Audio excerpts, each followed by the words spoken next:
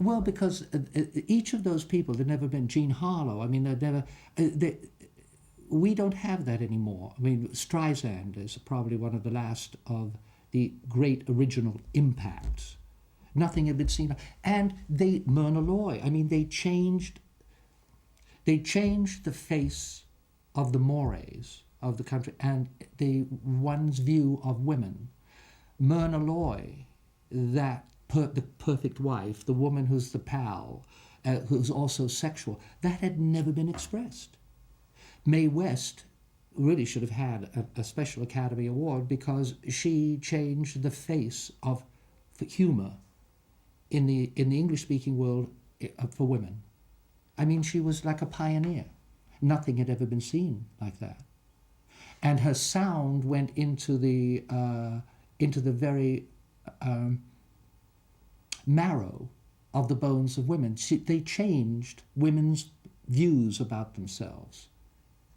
That's what's so fascinating. And it was a collusion in a way. I mean, because suddenly these roles came along and the women were able to be different. And all other women through that realized that the traffic would allow this difference. There could be, like Myrna Loy, there could be the working woman with her husband who is sophisticated and charming and adorable and bright. Now all of this ultimately is created as a money-making machine. But look what is spat out. You know, these things had never been seen. We read about them in history books in a sense. There's Zenobia of Palmyra, or Boadicea, or Eleanor of Aquitaine, or Josephine. You know, these extraordinary women who made a difference.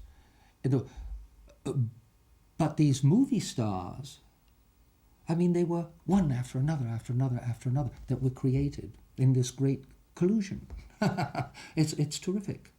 That doesn't happen anymore.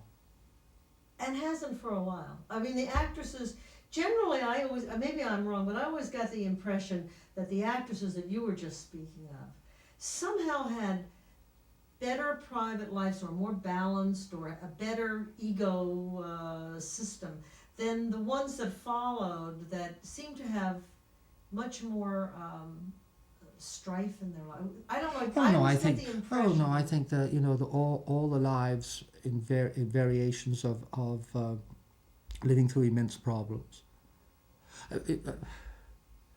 Myrna Loy was probably one of the nicest and the most elegant, moving people I ever knew in my life, and I knew her for 40 years.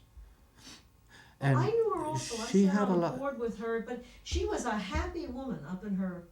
She was really a happy woman. Oh no, but she had tremendous strife in her life, and inside her career, tremendous. I mean, she had to go on strike after The Thin Man because they had, for very little money, her agent. She had support. She went on strike for nearly a year